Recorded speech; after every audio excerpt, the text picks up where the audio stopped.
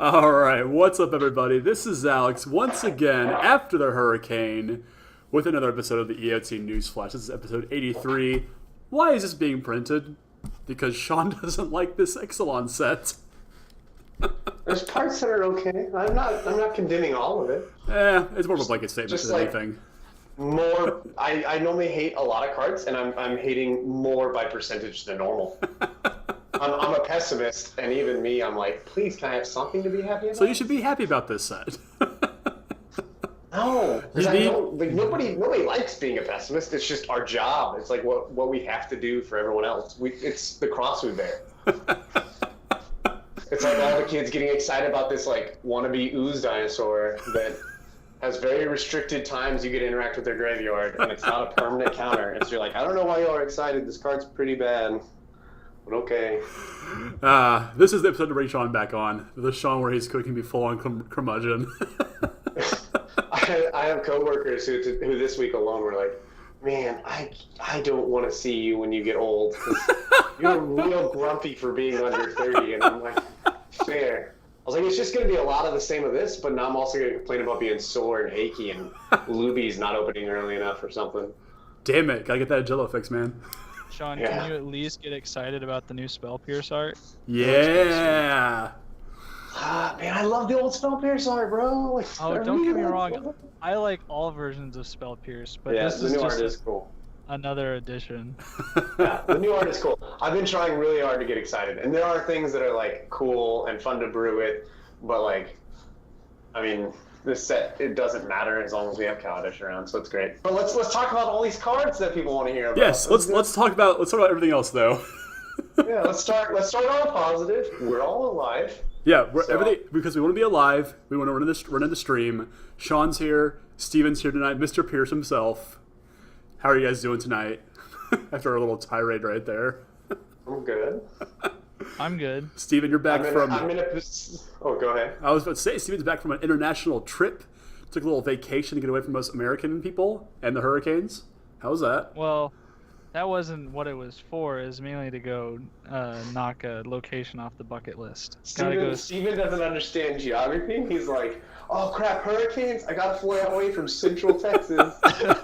No, okay, so, hey, we had a hurricane though, but yeah, anyway.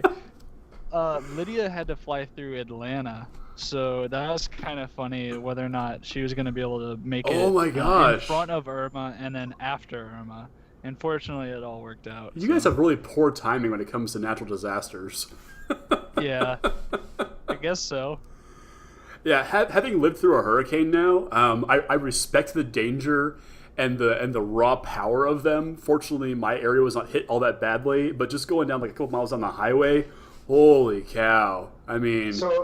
So here's my beef, and I haven't aired it yet. I've been waiting until we're in a public forum, Alex. Okay, go for it. James Black and myself had both messaged you multiple times for this hurricane, like, hey man, you might want to go, and you're like, no, everything's fine. We're like, I watched the governor on CNN saying, everybody get out. If you don't, we can't promise you're going to be alive. And you're like, no, we're fine. And every time James or I would mention this, you would just stop responding. Until eventually James dropped the ultimate burn on you, and I don't think he meant it to be a burn, but whenever you said you were hunkering down, and he was like, hey man, if you're still there, can you like get audio or video of this hurricane? I was like, I read that as James saying like, hey man, before you die, can you hit send on some video? And I was like, Black is coming at him hard. No, like, I responded really to that. I was trying to clarify if he wanted like a video diary, because I was totally up for it. It was one of the only ones you responded to because we weren't saying like, Alex, you're being absurd, get out. But like, I read it as James Black just straight burning you. Like, that's really what I read it as. I read it as me like, hey, as you get flung by these strong winds, hit send. Just one quick file, it'll be great. I'm gonna do a remix of it. It'll be phenomenal. That's how I read it. Just gotta get the Wilhelm. That's great. No, James and I actually talked like the day before it actually hit, and it's always great to hear from James. He's expressing his goodwill, and I have to say that now that I've lived through it, despite it only being a Category 2, the next time it comes down through town, I'm getting the hell out of Dodge. Oh man, it would be really good if you had friends who would give you that kind of advice. Well, Yeah. yes. I mean, I it was couldn't make a February 4 decision. whenever we were leaving, man. Like I was super worried, and the fact that I wasn't really gonna be able to communicate too much, I was just like, I hope he makes it. Yeah, I mean, the biggest problem is that we didn't have a really clear definition of where it was going to hit, and by the time that I could have made a decision to get out, it was far too late. I want you to understand, like, as a friend, all right, I'm a very negative person. After you came out alive, my thought was, if you had died, I was telling your casket, I told you so. Like, there was no way it wasn't going to happen. I was going to come up and I was going to say in your face, like, I told you to get out, Alex, and I'm going to keep walking. I didn't think that until after I knew you were safe, but I thought it after I knew you were safe. I love it. I want to be fair, and I want you to know this in advance. It was after I knew you were safe. I definitely thought some ill thoughts. Hey, that's fair. I did too. I mean, when it was all said and done, I was like, man, I was a real idiot for staying through this. Because having to deal with no power, no cell service, I mean, literally a city shut down. Netflix anything. It No. was like you were like in the early 90s. Like, what kind of life is that? It was terrible. Got a hurricane and chill. Damn it, see. All right. Let's talk magic. All right. And the literal hurricane of new things we have to talk about tonight. Forced transition. Well, you could have done a lot better. You could have like done something along the lines of how you're no longer extinct. Yeah. Sorry, how your risk of being extinct is. I hate puns. You could have even said, "Let's weather the storm of Ixalan" or something. Like, we could have. I mean, it was clearly an hour of devastation that I survived through. So. Okay, now we're getting retro. Yeah. Eyes forward, looking forward to the future. Let's talk about Hascon. So, did you guys remember what was going on this past weekend? I forgot. Yeah. I forgot until I started seeing tweets about cards, and I was like, oh, hey. Yeah, all the Iconic Masters stuff was coming out, and my Rashad port sitting in my trade binder were very concerned. So yeah, if you weren't aware, Hascon was going on this weekend. It is Hasbro's first ever convention where it's all things Hasbro. So Magic, Transformers, My Little Pony, Nerf, everything that they sell as a enterprise was on display here. And what everyone forgot about was the fact that there was a pre-release for Iconic Masters, which releases in November of this year, actually going on this weekend. So we were getting live tweets of people opening up cards from Iconic Masters that we had no idea were coming. And there were some doozies. Did you guys have a favorite favorite card that got spoiled from the weekend so far? I've been sitting back because I haven't had a deck that's like really wanted it yet, and I've been just sitting back being like, all right, Visions is well past due for a reprint because it's too expensive for how little play it's seeing. So I'm gonna just keep waiting and waiting and waiting, and now we got this new one with this sweet John Avon art, and it's pretty epic. See, I don't know which art I like better though. I like the old art. I think I like the old art better, but this new art still is really good, and it's John Avon, which is pretty sweet. Yeah. So like, I'm not gonna feel bad getting those because John Avon like retains value really, really well. Yeah, 100%. It definitely looks really cool. I'm excited to see what the card actually looks like, but as far as the full scale images that I've seen online, I think that like that silver border is just a little too thick for a blown up image. But I think on a card it's gonna turn out just right. Yeah, I definitely agree with that. It's one of those things. The longer you look at it, and you start kind of see the ruins around that silver border. It's so you're sweet. Like, oh, that's pretty cool. Like, it's a very John Avon art where there's gonna be like some little bits that catch on over a little bit of time. Well, I mean that's kind of how the original Ancestral Vision was too, though, because you can even see people walking in the fog or whatever the blue thing is, the blue shroud, I guess you could call it. Yeah, it's pretty cool. I mean, I was really excited to see that because I've been stubbornly waiting to buy that card. Yeah. I was kind of in denial that it would be reprinted. I mean, it had to be soon. It was so expensive for like no decks winning with it. Like it was ridiculous. Like the fact that it's still sitting at $35-$40 and nobody's winning with it. Yeah, I've put the cards up on the screen actually now for us. So we're looking at Ancestral Vision, Auric Champion, Invisible Persecutor, Curse of Predation, Anger of the Gods, probably make the art a Missile little bit bigger. Persecutor. Oh, Persecutor is so sick. Oh, Just- it's the 4 mana 6/6. You can't Yeah. trample flying. You can't win the game. Your opponent can't lose. yeah, the game. downshifted from Mythic, which is pretty insane. Yeah. What Yeah, about- it's a 4 mana. Your opponent casts ad nauseum and wins. yeah. Look, I played with that guy in Standard, and it was fun watching. Like, I had a friend of mine who built an Abyssal Persecutor deck, and like the whole deck's purpose was to cause draws. Like, put yourself in a position where you're gonna win the game as soon as something happens, and then do something to where it dies at the same time as you die. Like, and you just draw over and over again. Oh, Like, wow. He went 0-0 forward, effing him unintentionally, and his opponents were all like really, really angry with him. It was great. I can't blame him. That's funny. What about you, Steven? Any particular card that you're particularly excited to see reprinted here? Oh, reprinted in Iconic Masters? Yeah. No, not particularly. I think the whole set's pretty sweet. Having access to Horizon Canopy is kind of nice.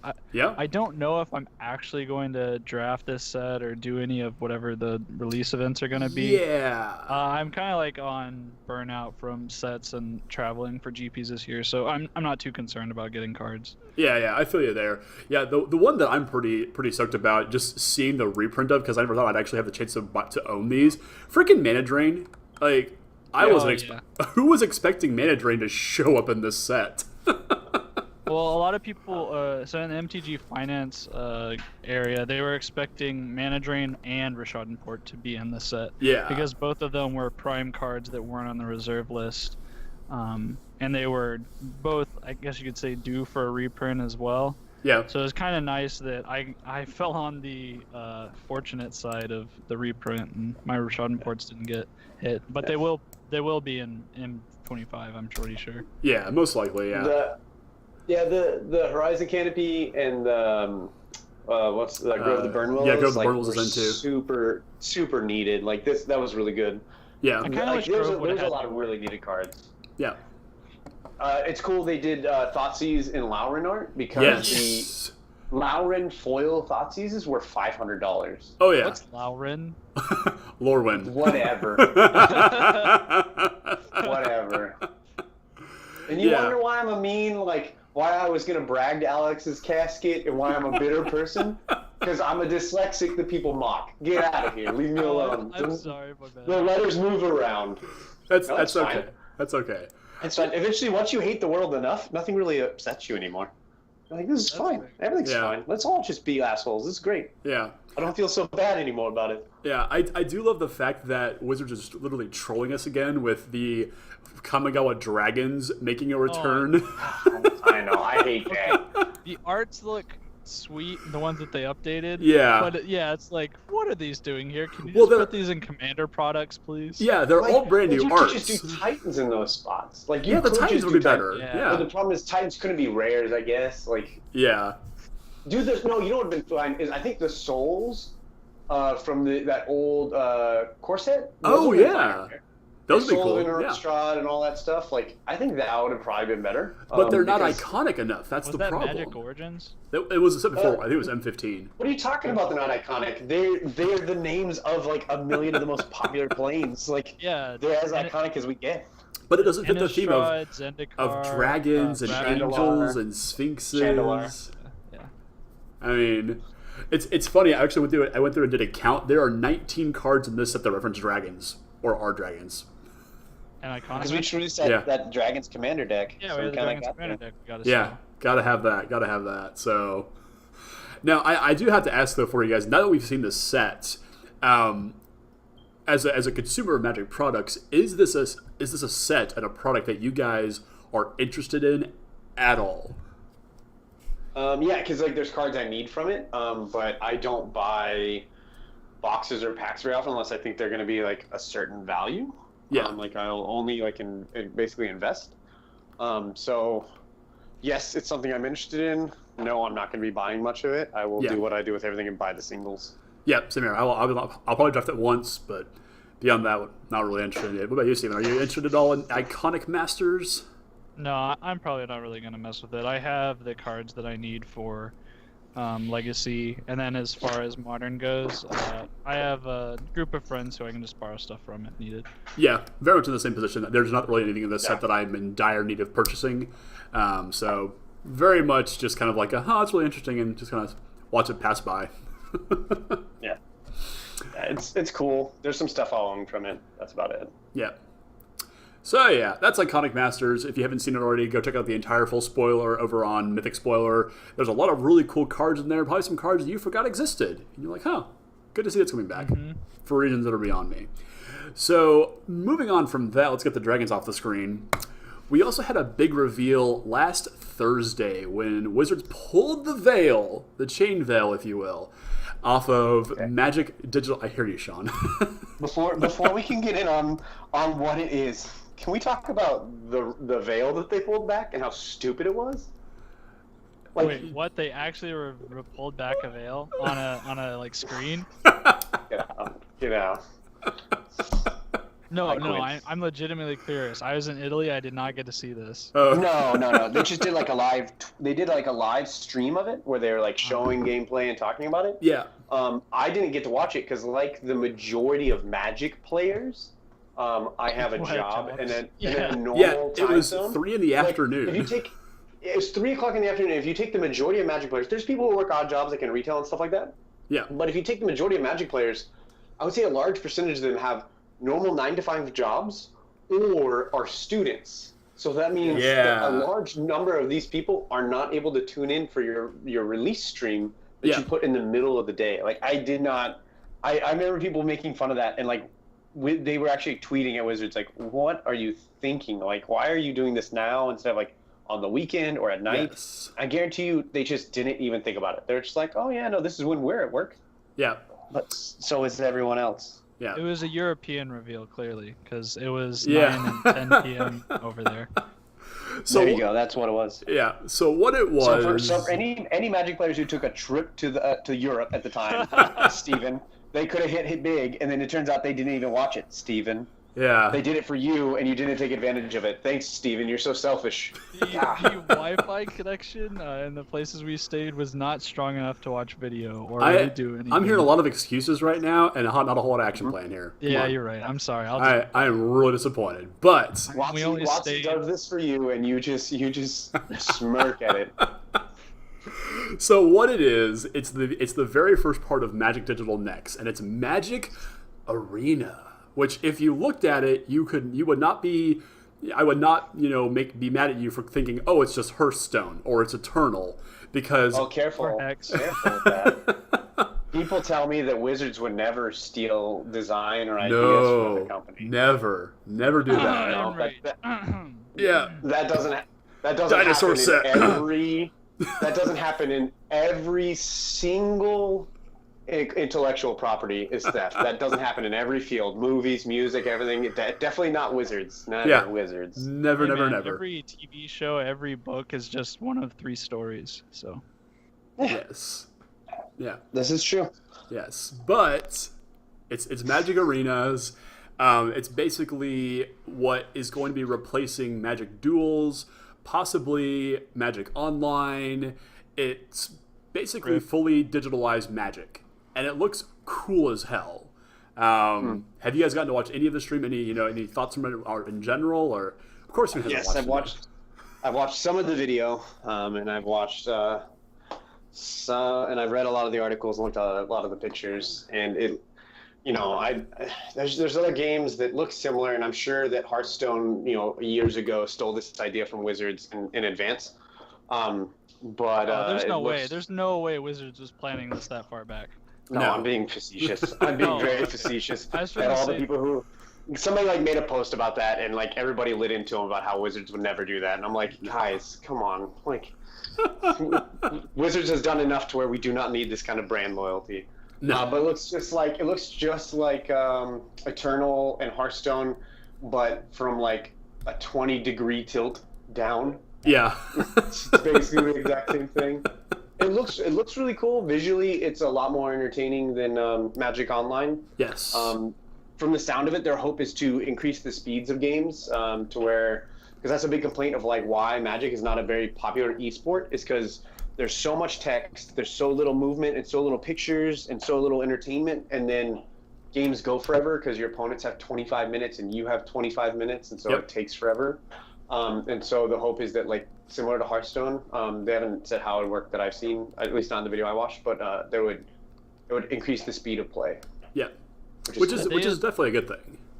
Did they address whether or not you're playing like a match, or is it just a single game? It appears I did not see an addressing of that. Yeah, it appears to be full matches. So it's clearly very much in an alpha stage right now. The closed beta is going on. I think in the next couple of months you can still sign up for it if you're lucky. I think Steven, you already signed up for it. I don't know if you did, Shawn, but I know James did as well. So yeah, I signed up. They just have to notify us if we're chosen. Okay, well, cool. Yeah. And I probably need to go do it as well, just because I want to get in on this and just kind of, if it's streamable, that'd be really cool. Just be able to give people a first-hand look at it. It might be breaching some kind of contract, though. I don't know. Yeah, you have to look at their terms. Yeah. But yeah, just from the gameplay alone, like, it does look like Hearthstone, but Magic that looks like Hearthstone isn't a bad thing. Like you said, Shawn, it's more entertaining to watch. There were sound effects, visual effects, denoting different keyword abilities. It looks pretty darn cool. And getting to hear Jace, like when they played the Planeswalkers, they played both Jace and the green-red lady from Amonkhet, who's Samut. There we go. Contested. Yeah, the one that has seen no play. They actually had voiceovers on them too, so that's pretty cool. And they keep talking about how this is full Magic, not stripped down Duels of the Planeswalker Magic, where some of the rules are not integrated completely. But their plan is, as far as I understand it, to make this fully digital Magic, so that every card works exactly like it should. Well, so whenever you click the cards, it expands and you get to see text, which is really cool.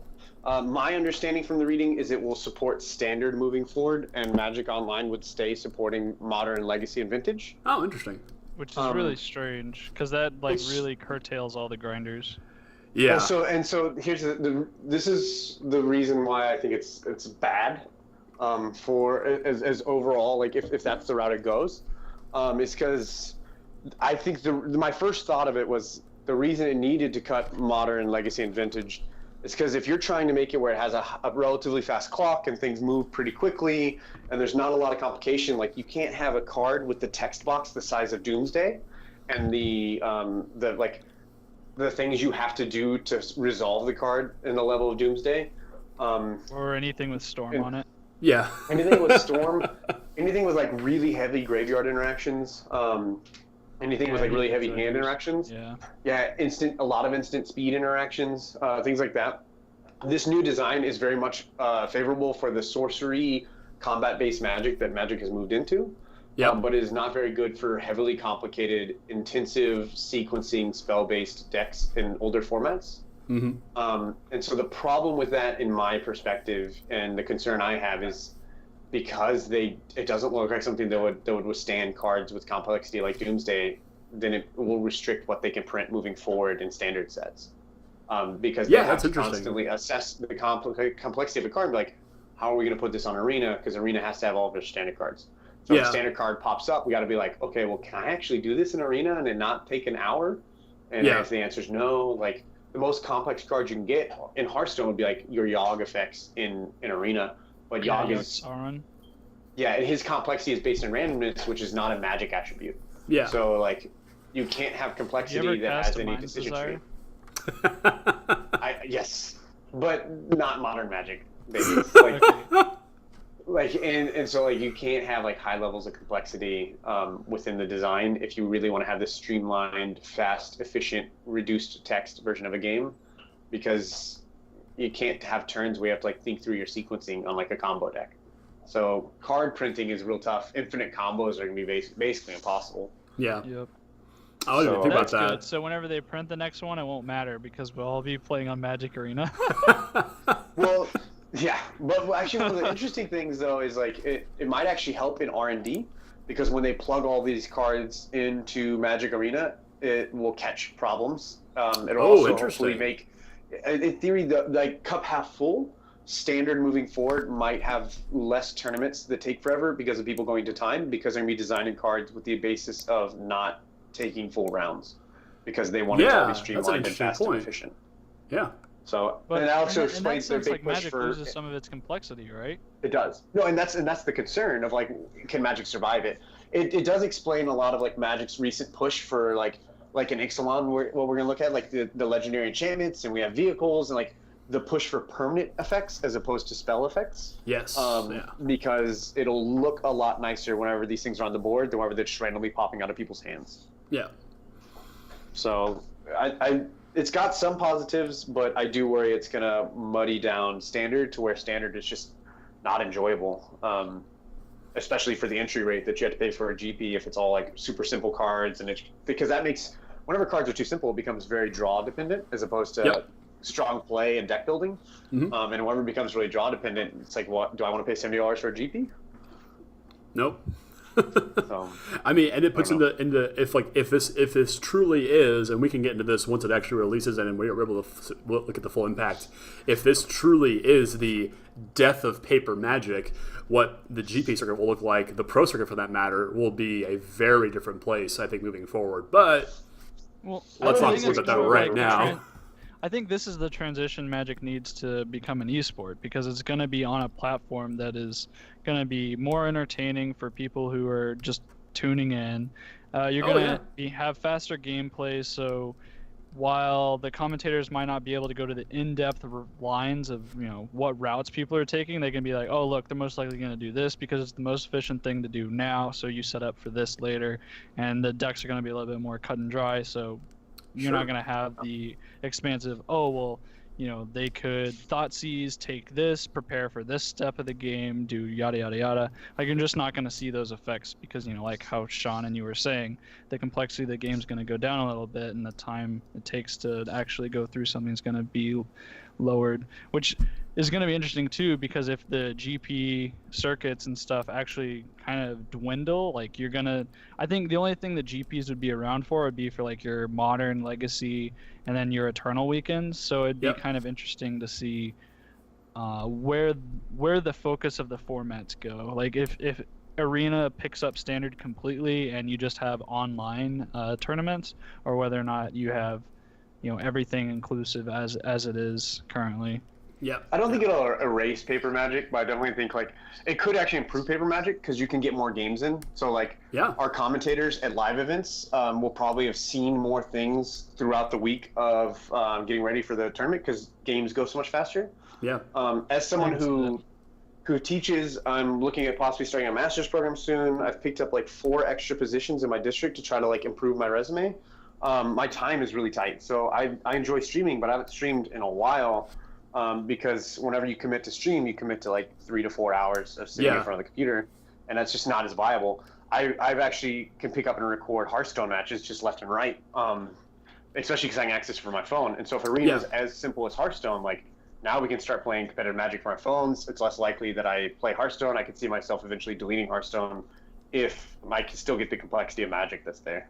Yeah, definitely. Yeah, I've deleted Hearthstone for Eternal. I've really enjoyed that game so far. I didn't like it much.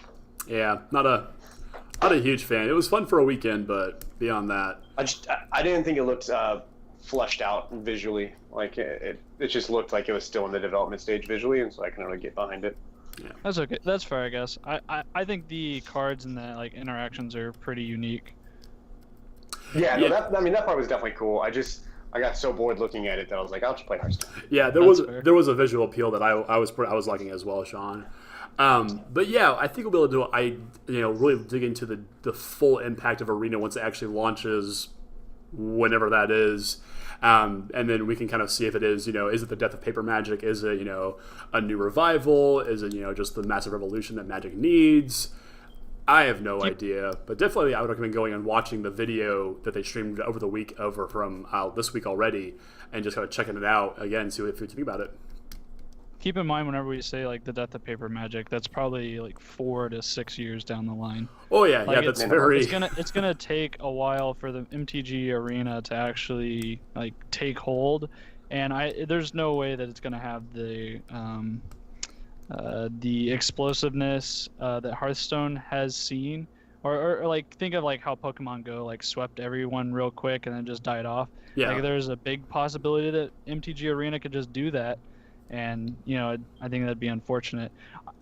Well, Honestly, and MTG Arena is entering so late in the game. Yeah. Oh, Like yeah, a million games. Like Skyrim has their own card game. There's Eternal. There's Hearthstone. There's like a million of these online, easy interactive card games that are way more simple and enjoyable to look at than Magic Online. So they're entering really late. So outside of actual Magic players, it's going to take a big push to get other people in it. Yeah, exactly. Yeah, and I find it interesting too is like which demographic they're targeting with MTG Arena, because the majority of like MTG sales as far as packs and stuff go are mainly to the casual players, and this seems like the casual game. Yeah. Mainly because Magic Online exists for the grinders and for those who want to be more competitive. And then, you still have like the GP circuit and all that for those who even want to be more competitive than that. And MTG Arena is just going to like pick up all your casual people who, go to F&M. Maybe they want a little bit more, but they don't have the time to invest in it. And then it's going to also like pick up your Commander players as well. Although there's no way Commander is going to be supported on Arena. It's just too complex. Well, and a lot of your casual players, like when they get on Magic Online, they have trouble because of like they lose games that they should win to button pressing and F6ing and just things like general that. interface So, such a high learning curve. Yeah, because this is a drag and drop style game, that's going to heavily decrease those kinds of outcomes. Yeah. I mean, and it really just feels like an upgraded version of Duels of the Planeswalkers, which I really am thinking that this could just be the overall replacement for that. Which is funny because they launched Duels as the replacement for Duels of the Planeswalkers, which was a more in-depth version of digital Magic, and to now say this is gone too, weird. Yeah. Well, Duels, that one didn't take enough Duels of a was step. to be replaced by this. Well, yeah, it never did. I mean, they didn't do enough with Duels of the Planeswalkers to begin with. I mean, it was a yearly release. I think starting all the way back in 2013, there was a yearly installment of it that was just, here's some more cards that have been released recently that are more in line with the current story. Like, it wasn't a maintainable project, I don't think. And so they did actually keep up with it because you were able to like get the most recent card sets. It was just I want to say it was like a month or so behind Magic Online because the team that was devoted to it, I don't think had as many people or resources. I'm not entirely sure. I didn't really play Duels. Well, Duels was like that. It's the Duels of the Planeswalkers that came out before it that was a yearly installment. Because I played a couple of them, and they were all relatively well built, but they were just very simplistic Magic. I mean, just simple just the core sets. Play creatures, beat face, and hope your opponent doesn't draw like all 4 of their Raging Goblins on turn 1 or something like that. Well, and the issues with Duels, I deleted it the first time I tried to cast spells and realized I couldn't choose which mana I tapped. That was a problem. And so I cast a spell and then I couldn't cast the second spell because I didn't realize that's how it works, and I couldn't sequence I had to sequence my spells differently. And I was like, well, delete this app. This is dumb. Yeah, like, and a lot of it just was the fact that the cards that your AI opponents had access to were so much more powerful. I mean, the storyline that you could play through eventually led you to Karn, who had access to things like Tinker and Mox Pearl, which are not the blue Mox. Sapphire, yeah.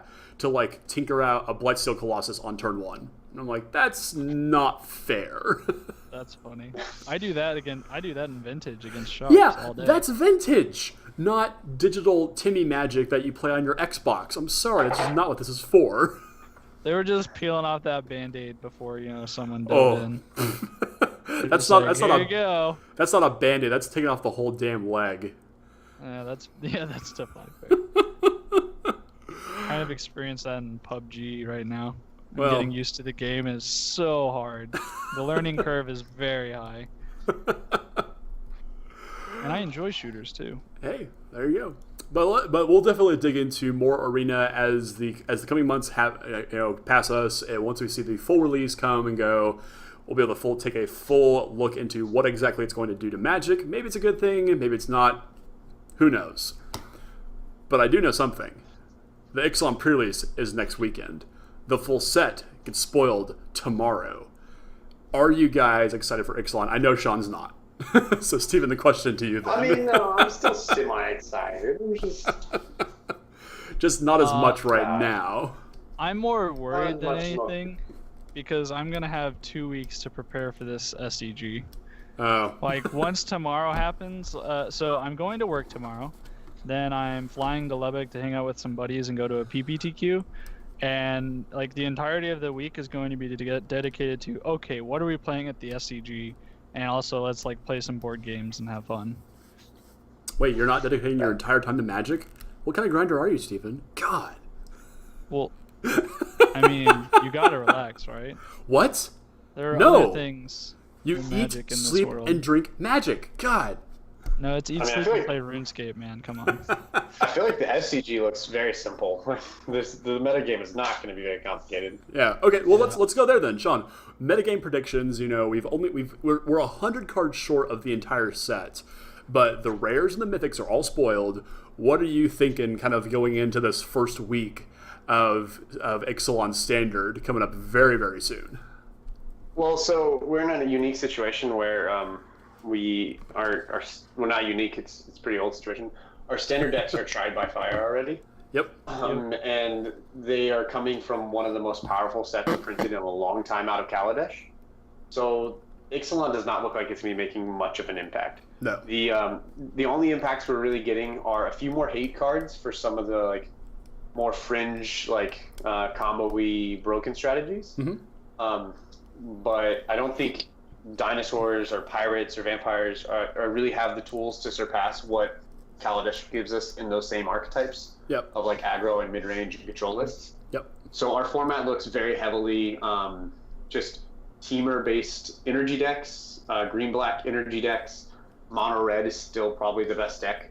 You'll have some blue-blacks and blue-red control decks floating around, but they have the potential to get choked out by sideboarded solid creatures, because now we have Bristling Hydra, and we have the 6-drop, 7/6, hexproof, can't be countered, each Gear Hulks. Like, there's a lot of cards that Carnage Tyrant is so, a stupid Magic card. yeah, that card like really hoses it. We have Spell Pierce, so like these teamer decks can tip other control decks out real well. And so I feel like it's very much just like teamer energy and mono red, and it does like you'll probably get some cars variants. Because people are gonna probably be a little more prepared for some other decks. So you can probably play some vehicles, but it's very little impact from Ixalan. Ixalan's not going to have a huge impact, and I don't expect it to have much of an impact until Kaladesh is gone, because Kaladesh was just too strong. Yeah, I can't. Oh, go ahead, Tim. Oh, I can't wait to go blue-black tap land, spell pierce your Heart of Kirin. Yeah. Welcome to modern, baby. I've heard of some cool brews. I've been working on brews like pirate decks and token decks, and I've heard of decks that run the new Quarian Dryad with a bunch of creatures that aren't creatures. Like you're running a bunch of vehicles and riddle forms and things like that. But like, it's just not. There's just not a lot of strong stuff coming out of this set that's gonna like replace these crazy efficient Kaladesh cards. Yeah, I would definitely say that there's a trapping going on right now. If you go into a lot of major popular websites like Fireball, SCG, TCG Player, people are starting to post a lot of updated deck lists that are incorporating a ton of Ixalan cards, like specifically in Teamer Energy, like you mentioned, Shawn. I would be very wary of those deck lists that they're posting on right now, simply because those sites are trying to sell cards.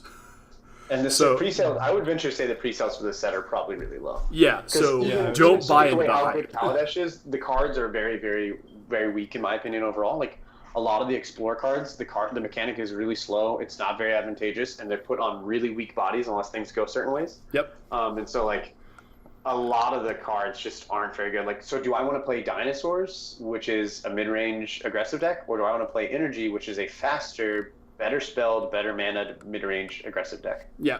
Like I can actually play a fourth color for like a Scarab God. I have mana fixing. Like, tell me what in the dinosaur deck is better than turn 1 Attune, turn 2 Cub. In a dinosaur deck, like there's probably nothing. The dinosaurs, like I would rather play Bristling Hydra over than Rage Draw Card Guy, as much as I like that card. Like Bristling Hydra's better. There's just the dinosaurs just don't keep up with what the energy deck is, and they're trying to do the same game plan. So you're going to steal one dinosaur, the control hater, and probably put him in your sideboard, and that's about the extent. Yeah, I definitely think, because we've already seen, we have the 1-drop dinosaur guy that makes things cheaper. There's in white. There's the green one, and then there's commune with dinosaurs. So like even if you do build this dinosaur deck, you've already dedicated upwards of 12 slots of your deck to these ramp and search cards to find your pieces. That I just don't think there's enough room left over to actually put anything of consequence in there. And like you said, Shawn, you can just do better things. I don't think you're running like the reduced mana cost guys, because the dinosaurs actually have a pretty fair curve. Mm-hmm. So like you maybe are running the red guy that reduces and gives haste, but I don't even think you run him. I think like your only mana ramp is the 2 mana guy that becomes a 3/3 with the dinosaur. And then the rest of your deck is like just this mid-range dinosaur deck, but then do you beat the mid-range energy deck? And the answer is no, because like your bodies just get so much better, and they are so incremental in what they do. You have like these rogue refiners that are really strong. Like it's just Whirler Virtuoso keeps the dinosaur decks from doing very much. It just has so much it has going on for it that it's really hard to foresee dinosaurs overthrowing energy. Yeah. I mean, it'd be cool to see, dinosaurs win week 1 of the SCG Open, or Pirates, or something cool like that, but it's probably not going to happen. Yeah, I mean, I have a proxy pirate deck that I'm really excited about, but I'm excited about it for FNM. Like, I can't foresee myself playing that at a competitive tournament, because it's just, I'm like, how do I beat mono red? I don't. How do I beat Team Air Energy? They're way better than I am. I can't tempo them out. I can't do that either. Yeah, it's just. This is where we're at. Kaladesh was just too strong. Good. Like they should have just been like, all right, well we've banned too many cards. Like once you ban a certain number of cards out of one set, you should probably just auto rotate that set. Like it should be like the whole set's gone. 3 strikes, Kaladesh is out.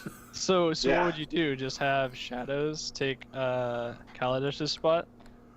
No, you have Kaladesh. You do the. We have Amonkhet. We have Amonkhet.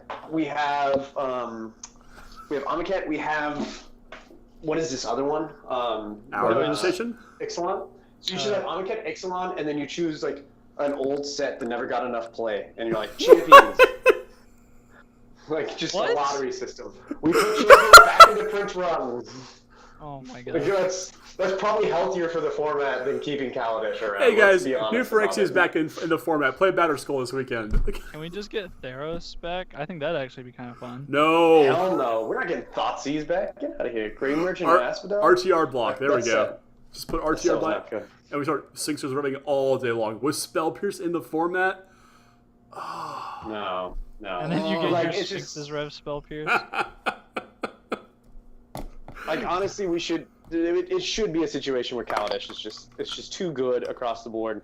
It's gonna warp the format for too long. It needs to just not be in standard. But that there's no way they can be like, we messed that up. Like it's gonna be around. It's every set that comes out. You're always gonna have to view it from the lens of like, it's how people view Modern. Like how good Modern players view Modern. Every time a new card that people get hyped up comes about, you're like, okay, how does this compare to what we have in Modern? Yeah. If it doesn't compare, it's not good enough. Well, how does it compare to Kaladesh? Like.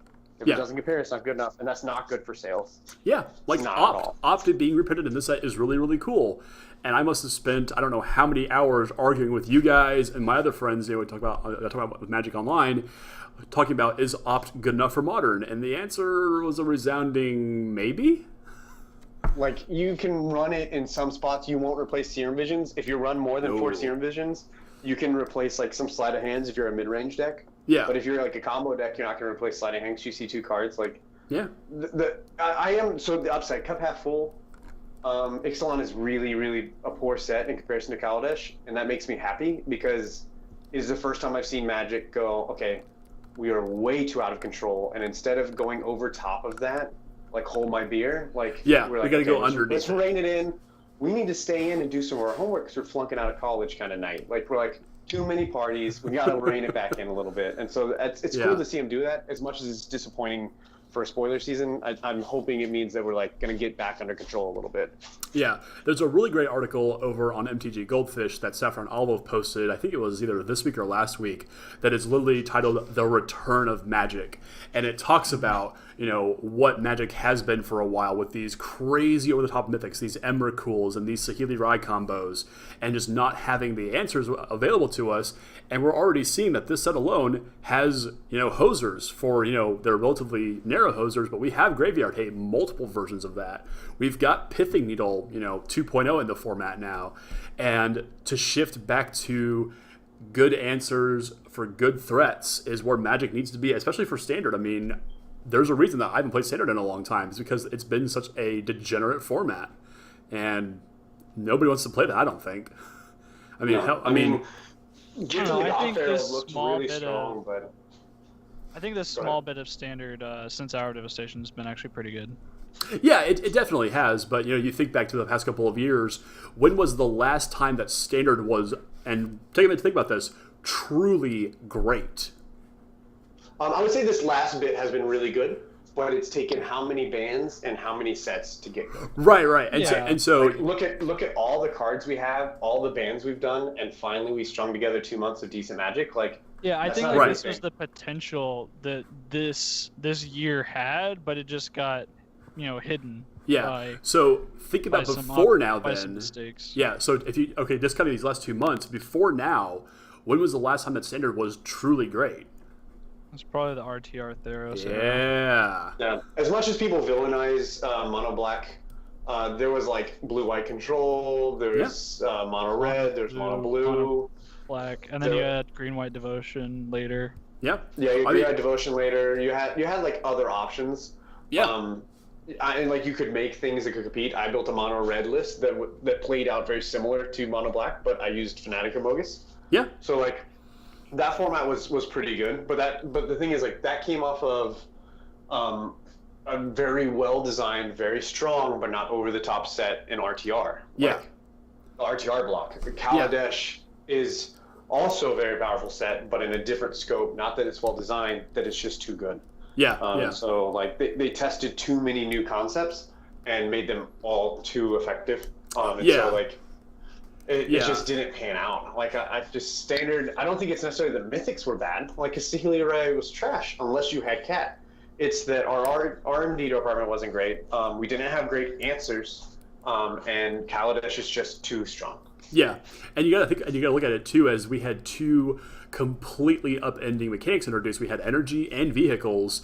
Morrow has gone on to say that he thought vehicles at common and even just in general were a mistake in a lot of cases. And energy is a horribly parasitic mechanic, while very, very cool, just doesn't function well in a game where you can't interact with a resource that your opponent, that player has relatively infinite access to in a lot of cases. Actually, Morrow's happy with energy. He thought energy should have been. He likes energy. Yeah, he likes energy, and he says that he's one of the biggest things he has people asking for is eventually when are we going to return to energy? And he has a lot of people wanting to go back to energy. Yeah, it's a great mechanic. I think but to the point about the mythics, we had things like Aetherworks Marvel, where just too damn good for what they do, and too damn cheap. I think it's just the bodies they were attached to. That's true. When they designed energy wasn't designed to be an extra cost. So they designed creatures and cards that would do a certain thing already okay. Yeah. And then the energy was just freely tacked on to a lot of those cards. Yeah. Only a few of them that produced heavy amounts of energy actually cost extra, like Woodweaver's Puzzle Knot. Probably would have cost a little bit less to crack, with the exception of the fact that it had 6 energy, so that actually impacted the cost a little bit. But a lot of the cards were Robe Refiner.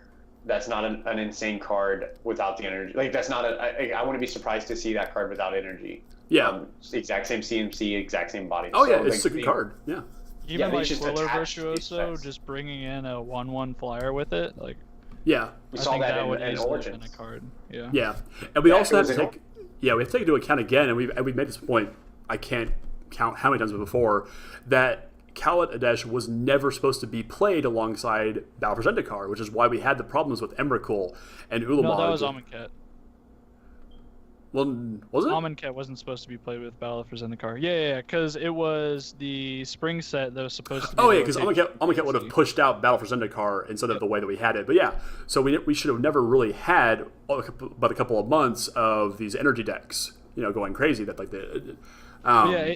the Aetherworks Marvel deck wouldn't have had its time to shine and like really destroy things over the summer like it did, because it would have rotated out before people realized that, oh, we should have probably been playing Aetherworks Marvel alongside the Saheeli and Felidar Guardian decks.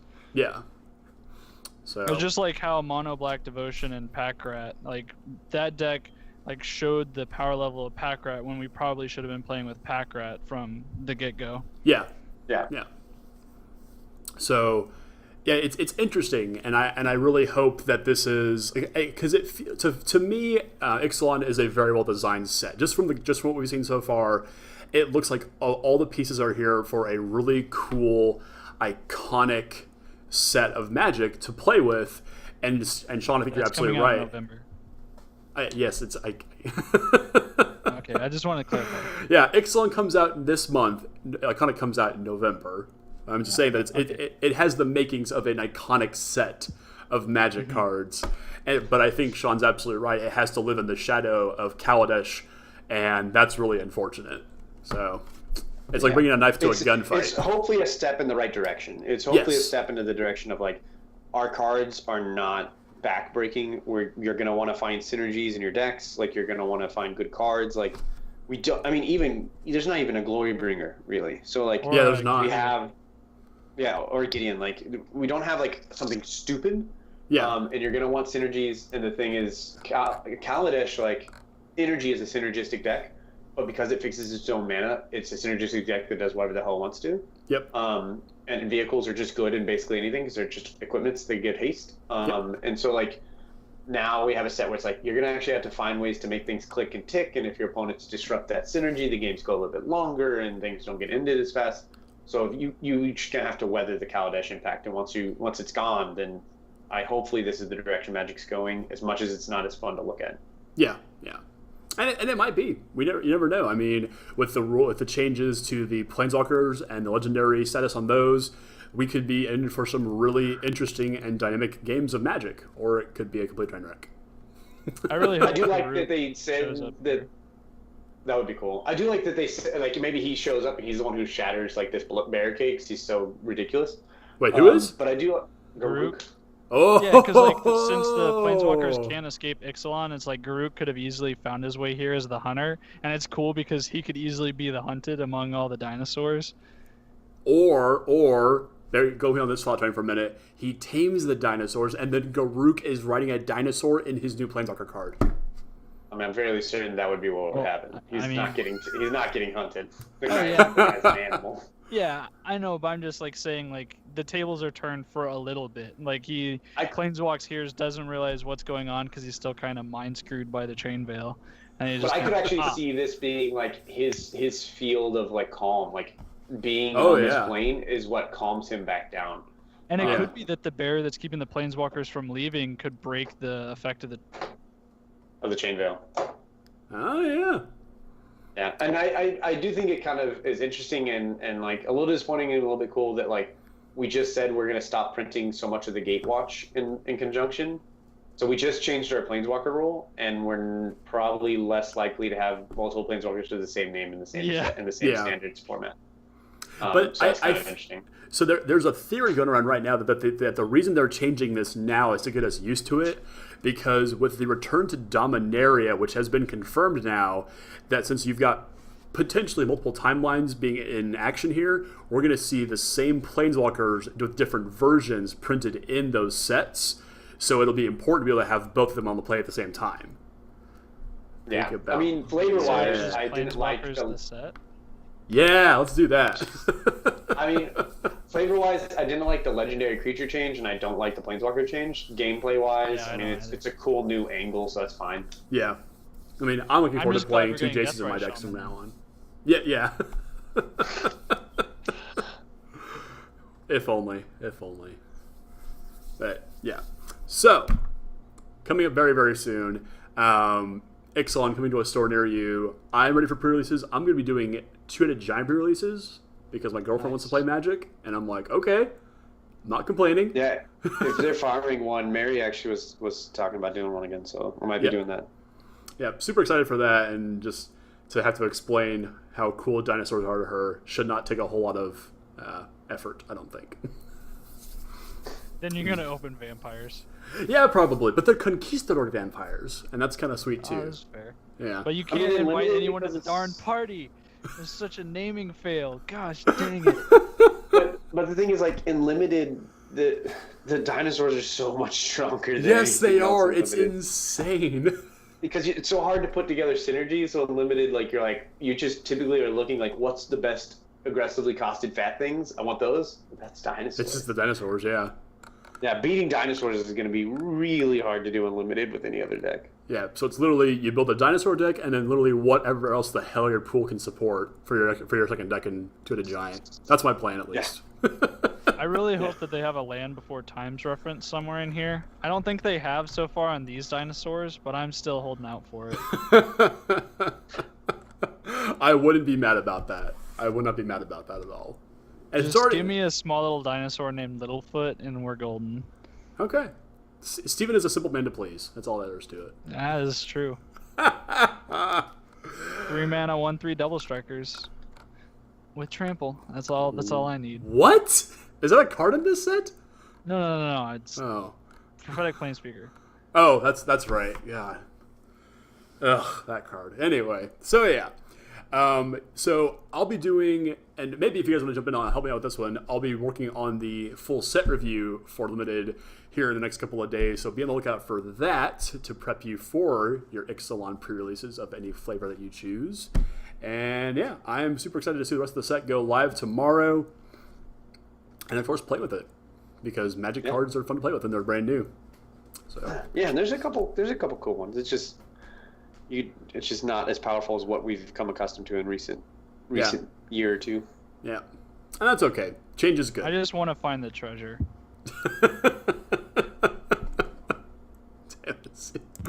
All right, No, I legitimately want to find the treasure. What are you talking about? There's a map. What map? There's a treasure map. It's a card. Oh, that turns into a land. Yes, it's. But no, like I actually think it's like pretty cool, like that each of these races or groups of individuals all have like some sort of treasure acquaintance. Yes, like even the dinosaurs have meat. Yeah, their tokens are all individual to their faction, which is really cool. So yeah, I'm with you on that point. I think the looking for treasure is gonna be super sweet. I'm ready to go plunder in for some booty, and that's enough of that. Or maybe not. Or maybe not. Yeah, maybe not. Let's not do that actually at all. Never, not do that ever again. All right. Yeah. Good talk, guys. Good talk. But I thought our whole motto here was "Let's do it again."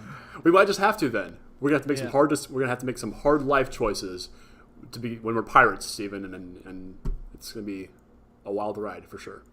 Yep. So one other quick thing before we leave. I'm really bummed that Overflowing Insight didn't have a callback to Ugin's Insight in some regard, like with the bad mythic. Merfolk. Like, it's not. Yeah, okay. With the Merfolk could have like been shaping something with the smoke, and then it would have just been like the obvious Ugin's Insight. But I don't know. I think that was a missed opportunity. Well, But then again, I don't think the artist would have known that the card was going to be named that, so it's not on the artist at all. yeah, and what you just need to do is that when the survey goes out, the consumer survey for Ixalan comes out, just put that in the comments. Oh yeah. Hey, no, the consumer survey for Hour of Devastation, I specifically mentioned how Magic Online needs to be flashier, and like the, do you have any other comments? I was like, 1, you didn't let us like rate anything poorly or like give comments on something that we think could be improved. So here I'm going to talk about that. And then I talked about how Magic Online should look better. And I was like, oh, hey, cool, Arena.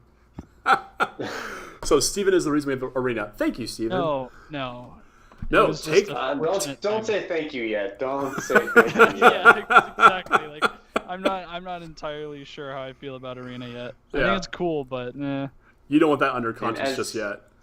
I'm glad to have someone to blame because I was just kind of going to be firing off randomly, but I'll be messaging yeah, there Steve. you go, Shawn. Go All right. for it. Yep. So when arena sucks, please forward all of your hate mail to @sbellpierce on Twitter. You can find him on I don't really use Twitch. it that much. It's great. Oh yeah. Follow. Yeah. Shoot me a. Yeah. Pop into my Twitch and just go off the rails. It's great. Do Yeah. it. But yeah, before we go off the rails completely tonight, I think that about wraps it up.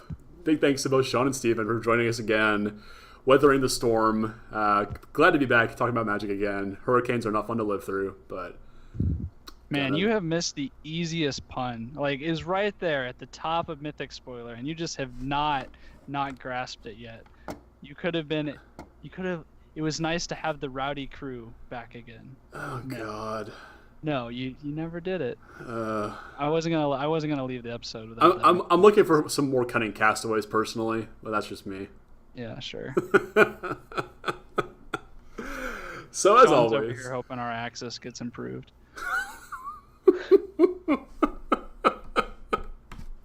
Damn it. Okay. Without further ado, the usual social media stuff.